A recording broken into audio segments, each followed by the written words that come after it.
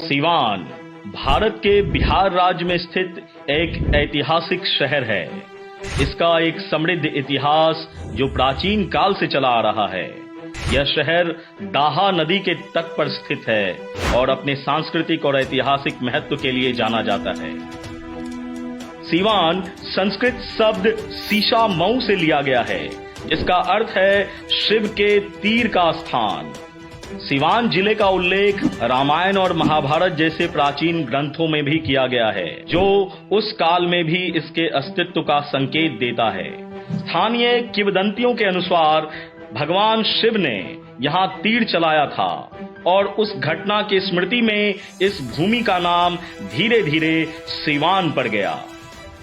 प्राचीन कहानी कहती है कि सीवान का हिंदू महाकाव्य रामायण से बेहद पौराणिक संबंध है। ऐसा माना जाता है कि यह वह स्थान है जहां भगवान राम ने अपनी पत्नी सीता और भाई लक्ष्मण के साथ वन में अपने निर्वासन के दौरान विश्राम किया था।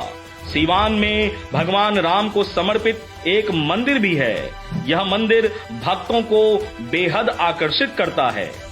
यह मौर्य और गुप्त साम्राज्य के दौरान एक महत्वपूर्ण केंद्र था। इस क्षेत्र पर खारवेल राजवंश, पाल और चौहान सहित विभिन्न राजवंशों का शासन था।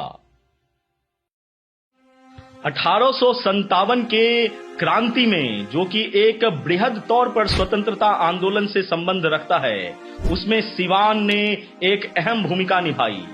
एक बहुत बड़ी संख्या में बाबू कुंवर सिंह के साथ सीवान के लोगों ने कंधे से कंधा मिलाकर 1857 की क्रांति में अपनी सहभागिता दिखाई। भारत में पर्दा प्रथा के खिलाफ जो आंदोलन हुआ था, उसमें ब्रज किशोर प्रसाद जी ने अहम भूमिका निभाई थी।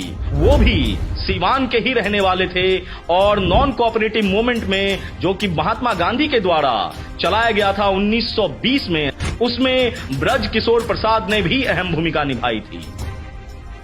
सीवान का जो सबसे मुख्य केंद्र है, वह है यहाँ भारतीय स्वतंत्रता आंदोलन के दौरान कई उल्लेखनीय स्वतंत्रता सेनानियों का जन्म होना, जिन्होंने ब्रिटिश शासन के खिलाफ बेहद लंबी लड़ाई लड़ी। ऐसे ही एक प्रमुख व्यक्ति थे यदुनंदन शर्मा, जिन्होंने 1942 के भारत छोड़ो आंदोलन में महत्वपूर्ण भूमिका निभाई थी। स्वतंत्रता संग्राम में सक्रिय भागीदारी के लिए उन्हें ब्रिटिश अधिकारियों ने गिरफ्तार कर लिया और जेल में डाल दिया था। आपको बता दें कि सीवान ही वह जिला है जहां से भारत के पहले राष्ट्रपति डॉक्टर राजेंद्र प्रसाद आते हैं। सीवान से जुड़े सबसे प्रतिष्ठित व्यक्तियों में से एक हैं डॉक्टर राजेंद्र प्रसाद। इनका जन्म सीवान के पास जीरादेई गांव में हुआ था। डॉक्टर प्रसाद ने भारत के स्वतंत्रता संग्राम में महत्वपूर्ण भूमिका निभाई और बाद में स्वतंत्र भारत के पहले राष्ट्रपति बने। वह एक सम्मानित राजनेता और देश के संविधान को आकार देने में एक प्रमुख व्यक्ति रहे।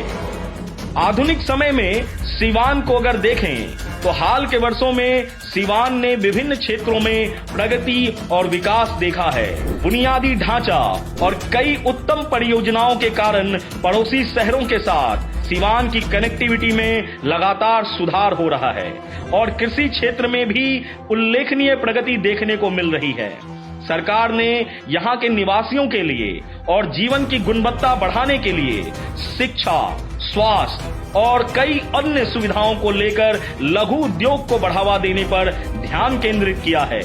इसके अतिरिक्त सीवान को ग्रामीण विकास, विद्युतीकरण और स्वच्छ पानी की व्यवस्था के उद्देश्य से भी कई योजनाओं का लाभ मिला है।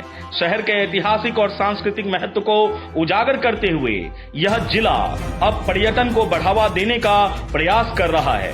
कुल मिलाकर देखें तो सीवान का इतिहास, भूगोल, स्वतंत्रता सेनानियों के साथ इस जगह का जुड़ाव और डॉक्टर राजेंद्र प्रसाद से इसका संबंध इसे ऐतिहासिक और सांस्कृतिक महत्व का एक केंद्र बनाता है।